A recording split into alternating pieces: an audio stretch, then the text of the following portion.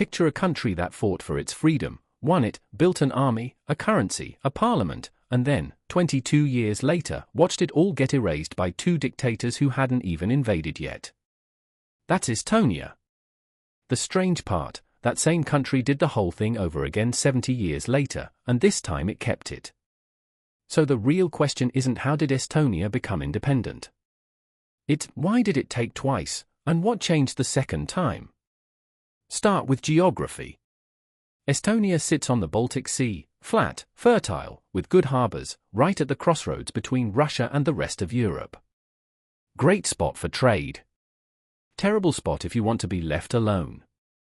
For roughly 700 years, Estonia wasn't Estonia in any political sense, conquered by German crusaders, ruled by Danish kings, sold to a religious military order, absorbed by Sweden, and finally swallowed by the Russian Empire after the Great Northern War in the early 1700s.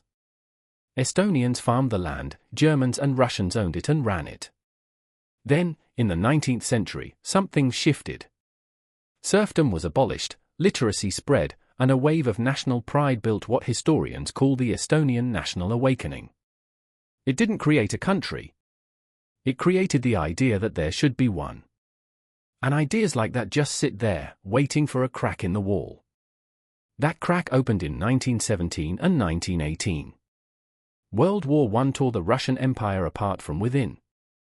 The Tsar fell, the Bolsheviks seized Petrograd, and Russia's eastern front more or less collapsed. For a brief window, no Russian government was strong enough to hold every corner of the empire at once. German troops were advancing into the Baltic as Russian forces pulled back, and for a few days there was an actual gap, Bolsheviks retreating, Germans not yet arrived. Estonian leaders saw that gap and took it. On February 23, 1918, they declared independence right in that pocket of time when nobody else was in charge. That's the pattern to remember, because it repeats later. Estonia's independence wasn't won by being stronger than Russia or Germany. It was won by reading a moment of imperial weakness correctly, and moving before anyone bigger could reorganize. Declaring it and keeping it were two different fights. The Bolsheviks invaded almost the moment the Germans withdrew, kicking off the Estonian War of Independence, which ran into 1920. Estonia had one real advantage, it was defending home ground, while Soviet Russia fought a much bigger civil war on several other fronts. Estonia didn't need to beat Russia outright, just stay expensive and stubborn enough that Moscow decided the fight wasn't worth it. By February 1920, that's what happened. The Treaty of Tartu was signed, and Soviet Russia renounced, in its own words, in perpetuity, any claim to Estonian territory. In perpetuity lasted about 20 years. Estonia spent that time becoming a real state, constitution, elected parliament, land reform, its own schools, even a guarantee of cultural autonomy for ethnic minorities, unusually progressive for the era. But small countries face an uncomfortable truth, none of that stability matters if two bigger neighbors cut a deal over your head. That's what happened in August 1939, when the Soviet Union and Nazi Germany signed the Molotov-Ribbentrop Pact. Publicly, a non-aggression treaty. Privately, in a secret protocol both governments denied for decades, Hitler and Stalin drew a line across Eastern Europe and split it between them. Estonia landed on the Soviet side, hadn't picked a side, hadn't provoked anyone. Two foreign powers settled its fate in a closed room, exactly the kind of decision a small neutral country has no way to stop. Within weeks, pressure started, warships off the coast, bombers patrolling overhead, an ultimatum demanding Soviet bases on Estonian soil. Estonia agreed, hoping that would be the end of it. It wasn't.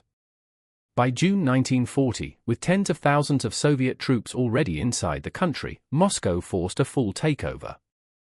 Estonia's government chose not to fight a war it couldn't win, and within weeks the country was annexed into the USSR. Mass arrests followed almost immediately, thousands, including most of the country's political and military leadership, were executed or shipped to gulag camps.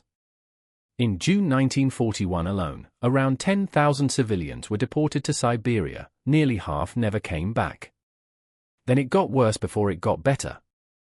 Nazi Germany invaded the Soviet Union weeks later, and German troops reached Estonia by July 1941. Plenty of Estonians initially welcomed them. Anyone replacing Stalin looked like an improvement, then quickly learned the Germans had no intention of restoring Estonian independence either.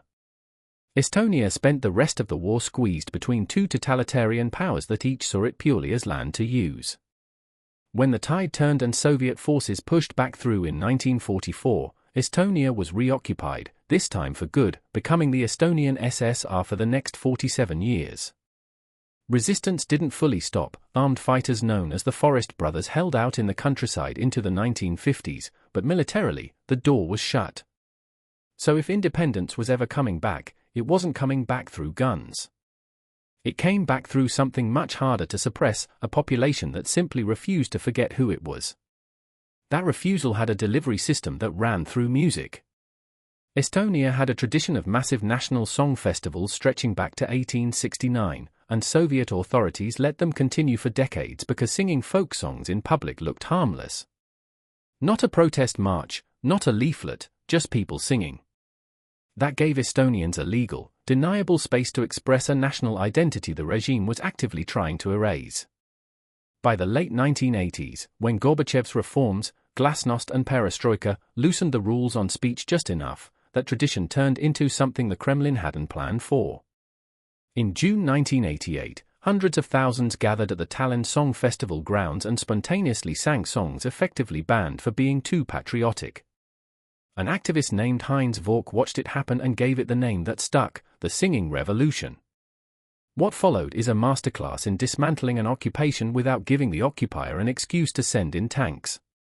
Estonians formed the Popular Front in 1988 and issued a formal sovereignty declaration that November. The sharpest move was legal, not loud. A grassroots citizens' committees movement registered everyone who had been a citizen of the pre-1940 Republic of Estonia, plus their descendants. The logic underneath it was simple and devastating. Estonia hadn't legally ceased to exist in 1940, it had been illegally annexed. So this wasn't a new country asking to be born. It was an old one that had never consented to its own disappearance, reasserting itself. Then came the moment built for a camera, and it's exactly why this story works so well visually. On August 23, 1989, 50 years to the day after the secret pact that handed Estonia to Stalin, roughly 2 million people across Estonia, Latvia, and Lithuania joined hands and formed one unbroken human chain stretching about 600 kilometers, from Tallinn down through Riga to Vilnius. No weapons, no riot, just a line of people across 3 countries, drawn deliberately in the opposite direction of the line 2 dictators had drawn 50 years before.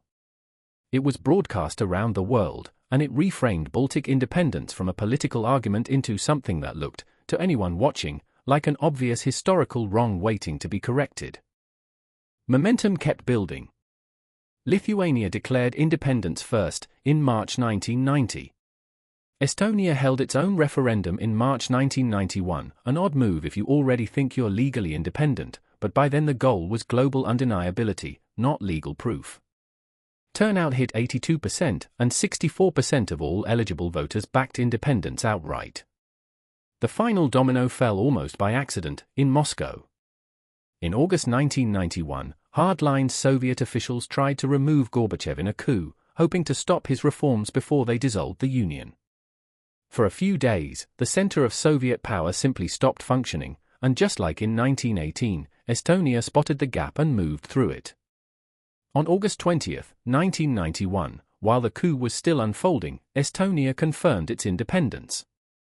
Estonian broadcasters held onto control of their own telecommunications towers through the chaos, giving the world a live, unfiltered window into what was happening, which turned a regional crisis into a globally witnessed one. The coup collapsed within days.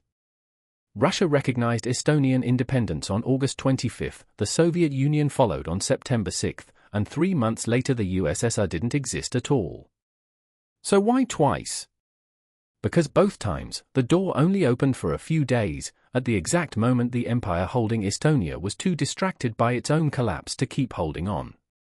In 1918, that empire was Tsarist Russia, dying in revolution. In 1991, it was the Soviet Union, dying in its own failed coup. The difference the second time is that Estonians had spent years building the case, legally, culturally, in front of the entire world's cameras, that they had never really left in the first place. They weren't asking for something new. They were waiting for the moment they could finally stop pretending the old country had disappeared.